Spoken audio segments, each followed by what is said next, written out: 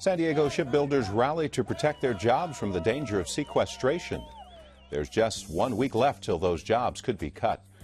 Hello, I'm Dwayne Brown. The story tonight on KPBS Evening Edition. And Mayor Bob Filner's getting mixed reviews on his job performance. We'll have the latest poll. And I'm Peggy Pico. Also ahead, an investigative report found companies were awarded lucrative contracts after donating to local school bond campaigns. Then, for the first time, ratepayers and shareholders directly ask the Public Utilities Commission why they have to keep paying for the San Onofre nuclear power plant. And Broadway's hit musical, The Book of Mormon, is coming to San Diego. But there's a catch to getting a ticket, what you'll have to do to get your seat. And the military's first black pilots get honored in San Diego. KPBS Evening Edition starts now.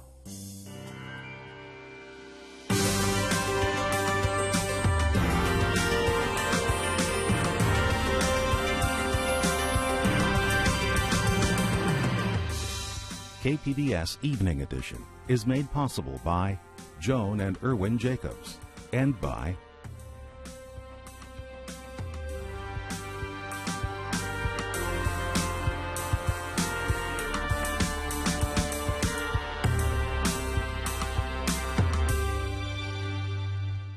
Hello, good evening. Thanks for joining us. Congress has 1 week to avoid deep federal budget cuts. Sequestration could take a serious slice out of the local economy. San Diego shipbuilders rally to protect their jobs today. KPBS business and environment reporter Eric Anderson has the story. Yes, it's for our readiness. Yes, it's for our country's future. Yes, it's for ship repair. Yes, it's for our Navy. But it's about you guys who work every single day with great competence, with energy.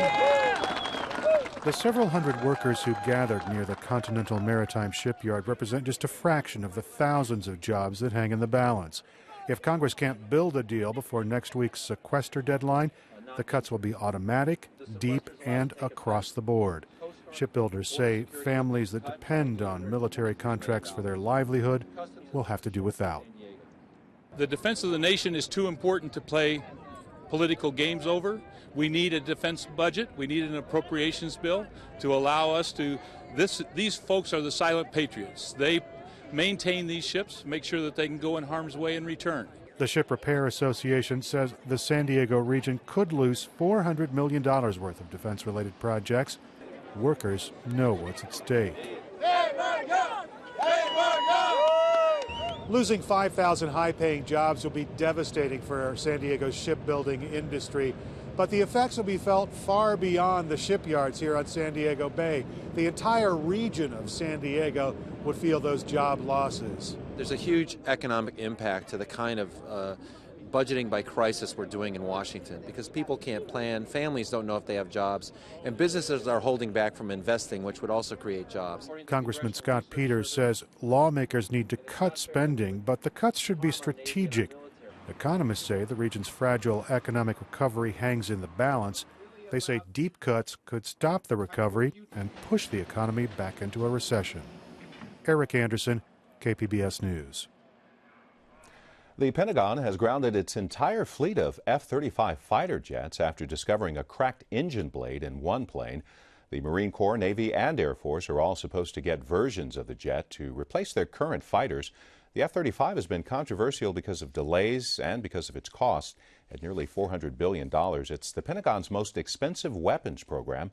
The jets will stay on the ground until the cause of the cracked engine blade is found.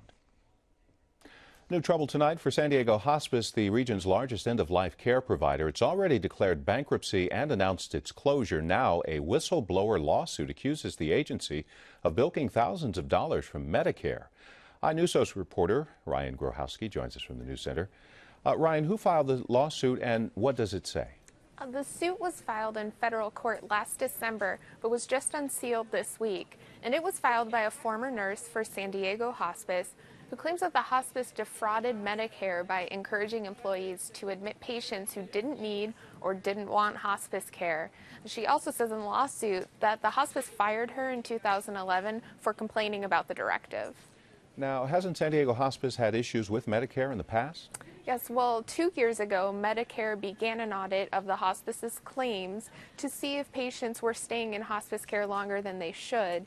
The results haven't been released yet, but hospice executives have said that the audit is to blame for their current financial troubles.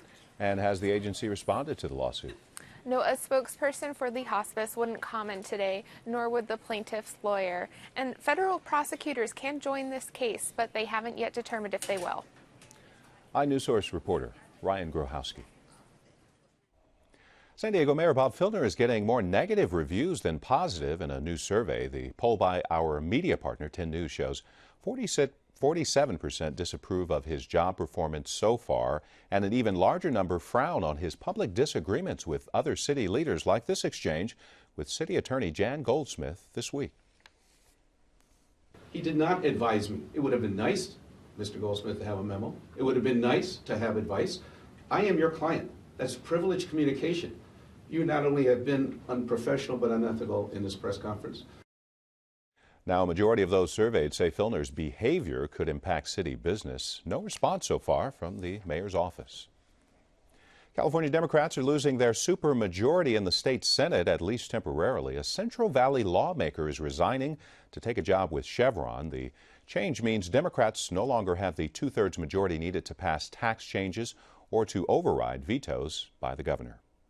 A new poll says 90% of California voters want to let undocumented immigrants stay in the country if they've been here for several years, have a job, learn English, and pay back taxes. Now, the field poll finds strong support for driver's licenses for those migrants.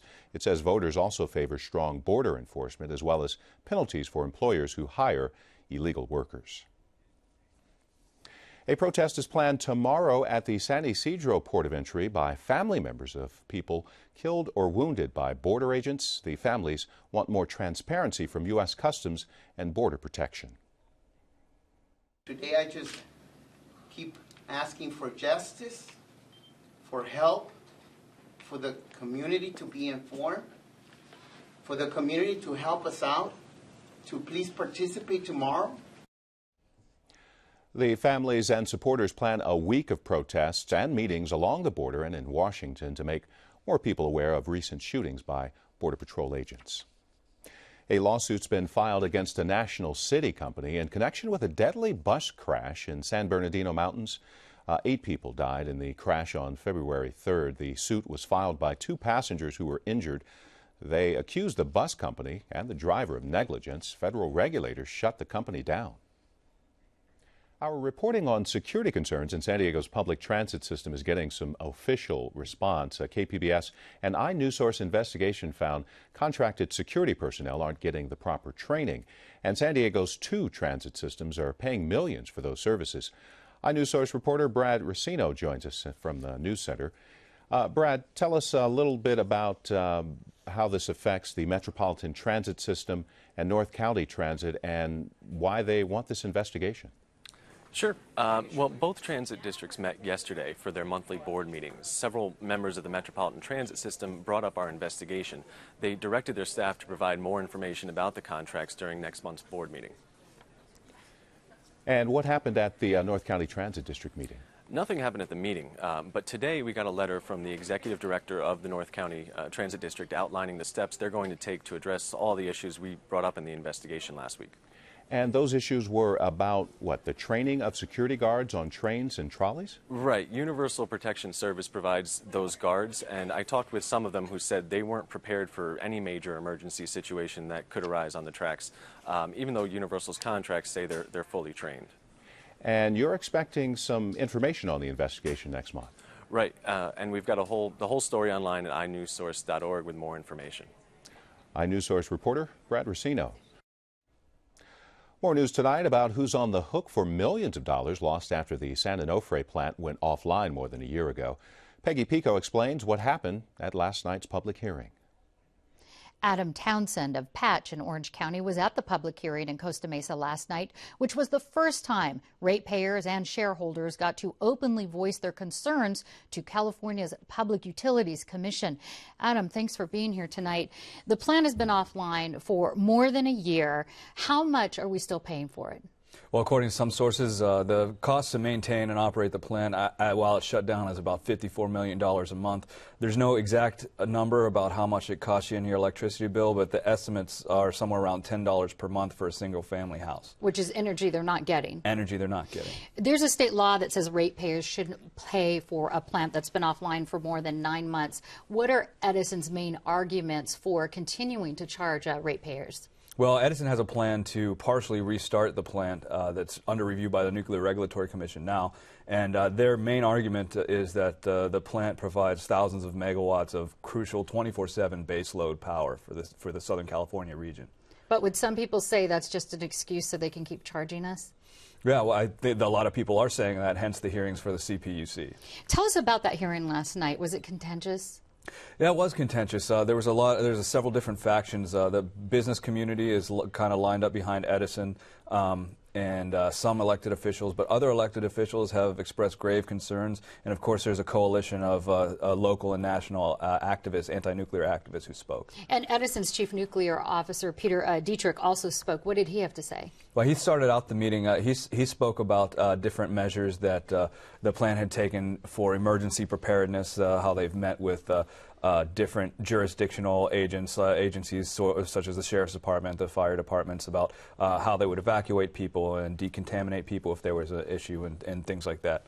So more on the safety side, not so much the financial? Right, and that was at the request of the commission. Okay. A lot of people don't know, but Southern California Edison is a private for-profit company, and I understand their shareholders spoke up last night. Yeah, well, there was not so many shareholders, but there was a lot of business members, members of the Orange County Business Council, different chambers of commerce that spoke, saying that they really, to run their businesses, they need this baseline power and grid reliability. So sort of supporting that side. Was there any discussion on the safety issues and correcting those? You know, that's something that the anti-nuclear activists always bring up, and they specifically talked about the financial implications of all of that, because the billions of dollars it would cost if, in fact, there were a disaster at the plant and all the land around it was rendered unusable, and issues such as that. Okay, and I know you said Peter spoke about it as well. What is next? What's the next step? Well, the Nuclear Regulatory Commission on the safety and operations side is going to issue a decision, they've said, by the end of April about whether or not Edison can partially restart the plant according to their plan. And the CPUC hearings are expected to go on for at least several months because they're going to have to get testimony from all sorts of different stakeholders in this issue. And we can expect to continue paying for a while? At least for the time being. Okay, we are out of time, but you can get more details about your story and this meeting on our website at kpbs.org. Thank you so much. Thank you very much.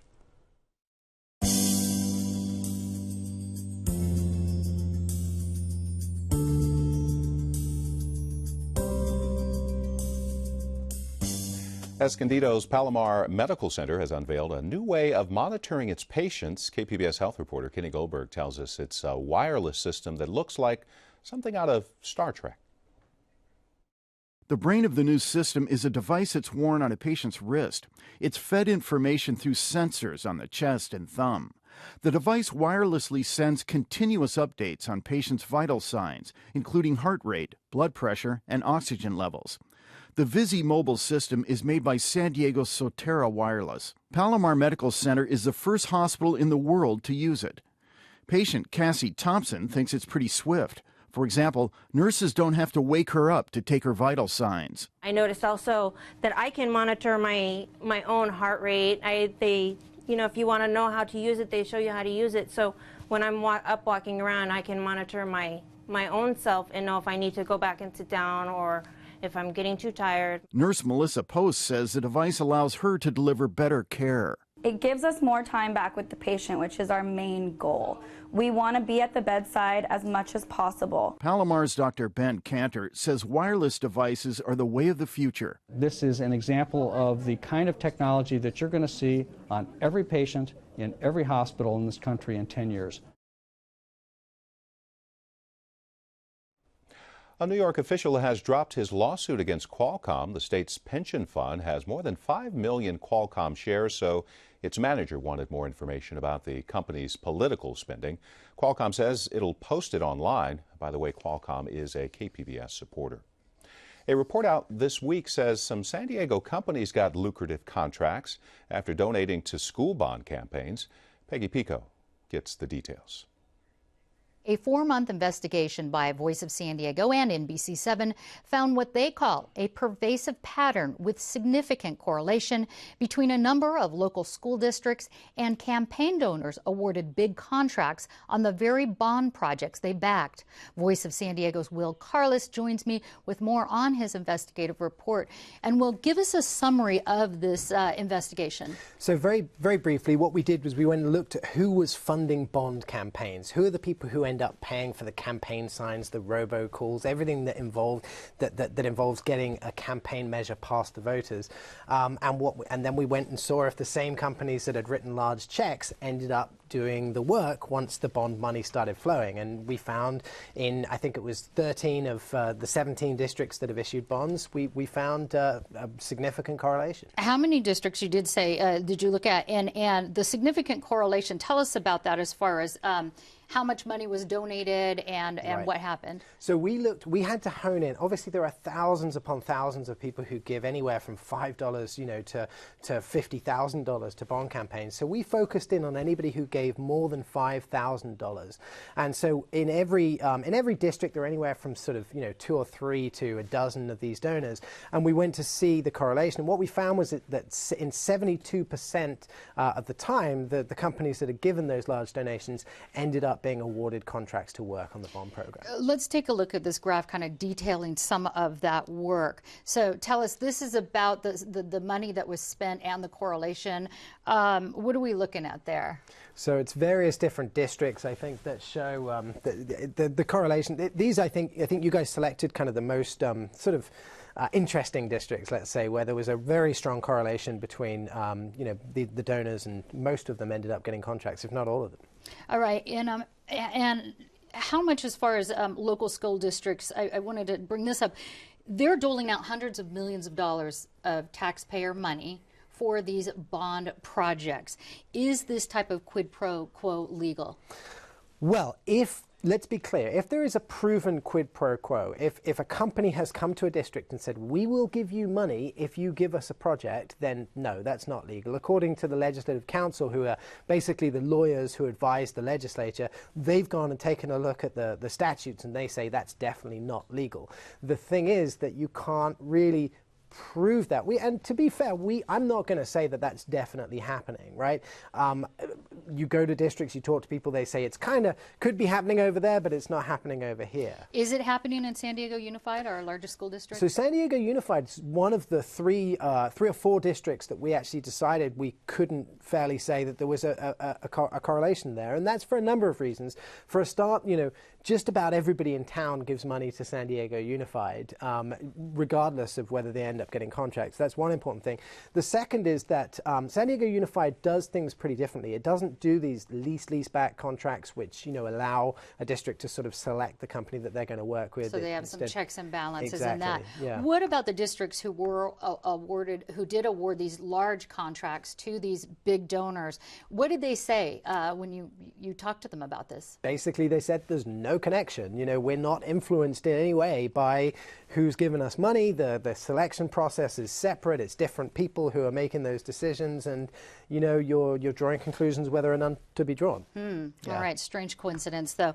We are out of time, so I want to let people know that they can read your story and Wendy Fry's entire story by going to our website, kpbs.org. I'm Ray Suarez. On the next news hour, after Newtown and the public health crisis due to gun violence, plus Shields and Brooks. That's Friday on the PBS NewsHour.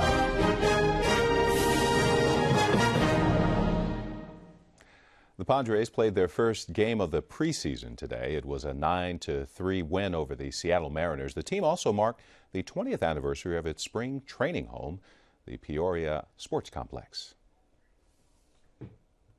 Dear people of the world. Just because I'm homeless doesn't mean... A documentary about a homeless teen in San Diego could be a winner at the Academy Awards on Sunday night. Inocente is nominated for Best Documentary Short Subject. The LA Times and Entertainment Weekly say it's their pick for the Oscar. An award-winning musical is coming to San Diego, but as Peggy Pico explains, there's a catch to getting a ticket. The irreverent Broadway success, The Book of Mormon, from the creators of television South Park, has won 9 Tony Awards and plenty of critical acclaim. KPBS culture reporter Angela Carone is here to tell us more about the controversial musical and a few other local productions. Angela, this Book of Mormon is scheduled to come to San Diego in 2014, more than a year away. First of all, tell us what it's about.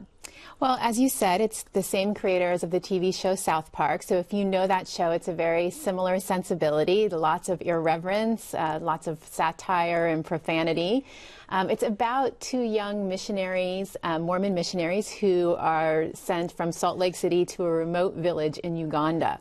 So it pokes a lot of fun at organized religion and at musicals in general, too.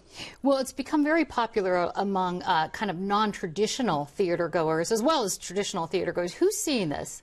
Well, a lot of South Park fans, of course, and then, you know, a lot of younger audiences than traditionally go to the theater, and a very pop culture savvy audience as well. Where's it going to be, and what's the catch with trying to get some seats for this? Well, Broadway San Diego is bringing it, so it'll play at the Civic Theater downtown, and we don't know when tickets are going to be available yet, but when they're first available, they'll be offered as part of a season subscription package, and that will cost anywhere between $180 and $460, giving you tickets to the entire season. The play's only here for 2 weeks, so they could sell out within that format. If not, then they'll be offering tickets at just the individual ticket price, and we don't know what that is yet. Which is kind of pricey, but it's going to be other places too if people don't quite get in on that season ticket holding, right? Well, it's again, there may not be tickets left, but it does give you a whole pass to all of the plays, and they also are bringing Once, which won the Best Musical Tony Award last year. So it's a pretty good deal if you consider both of those plays. Right, get a good bang for your buck. In the meantime, there's a few other plays that are on stage right now that you have a couple recommendations for. Tell us about Brother Size over at the Old Globe. I just love this play. It's 3 actors on a very bare, sparse set in the small, intimate theater at the Old Globe. And it's about 2 brothers, one of whom's just gotten out of prison. He's trying to straighten out his life. Another former inmate shows up and makes things difficult. You know, it sounds like a plot that we've heard before, but the way this play is told is so fresh and innovative and raw. I found it so moving, and it's also very funny. So rush out to see it. It's its last weekend. Okay, and also this last weekend, I think, is the Gem of the Ocean at the Signet Theater in Old Town? Yes, this is a play by August Wilson, who's really one of America's greatest playwrights. And he wrote a 10-cycle play. Each play is set in a different decade of the 20th century, all portraying the lives of African Americans in each of those decades. And Gem of the Ocean, he wrote it towards the end of his life. He died in 2005, but it's the first in the cycle. So it's set in the 1900s in a post-slavery world, and strong performances. We've actually got a little clip. Let's take a look at that right now. Okay. A boat is made of a lot of things, wood and rope.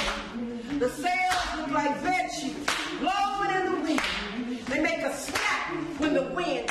Again, it seems very intimate, musical. So last weekend?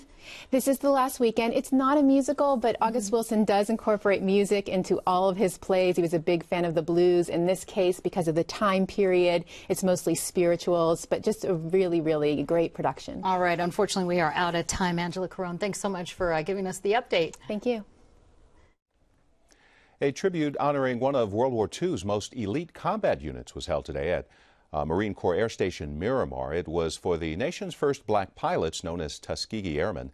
They faithfully served America while fighting the enemy and segregation at home. 4 of the 7 survivors who live in San Diego were joined by friends and family. About 450 of them fought in World War II, including Nelson Robinson. He gave the crowd a brief rendition of the Tuskegee Airmen's fight song they sang to keep up morale. Soldiers of the night, to hell with the Axis might. Fight, fight, fight, fight. Fighting night. Well, San Diego is the birthplace of naval aviation. This year we were celebrating 100 years of Marine Corps aviation. And in honor of Black History Month, it was very suiting to have one of the airmen here and the ceremony take place during this month as well. The event also included the unveiling of a new highway sign honoring the Tuskegee Airmen. 2 signs are now posted along a 3-mile stretch of Interstate 15 near Miramar. The money was raised by the local chapter of Tuskegee Airmen, which successfully lobbied the state legislature to approve the freeway renaming. Organizers say it will be a constant reminder to motorists of the group's sacrifice. This was a pretty nice day for the unveiling, and we have a pleasant weekend ahead around San Diego. Partly cloudy in the inland valleys. We're expecting a windy day in the mountains on Sunday. For the desert, partly cloudy with temperatures in the upper 60s and low 70s.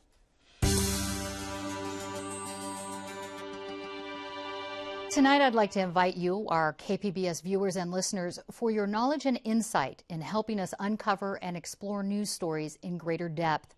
Whether it's your profession, your neighborhood, your hobbies, or a story you tell over and over again at dinner parties, your knowledge and expertise could help enrich our analysis and coverage of news that matters. To become a valued KPBS news source, sign up on our website at kpbs.org/source. There is no obligation and no cost, and we will never publish or share anything you contribute without your explicit permission. Some of our sources' stories have already aired online and on our radio and TV broadcast. I hope you'll join us in covering news that matters by signing up as a KPBS news source. You can find tonight's stories and download the KPBS app all on our website, kpbs.org/evening edition. Thanks so much for joining us. Have a great weekend.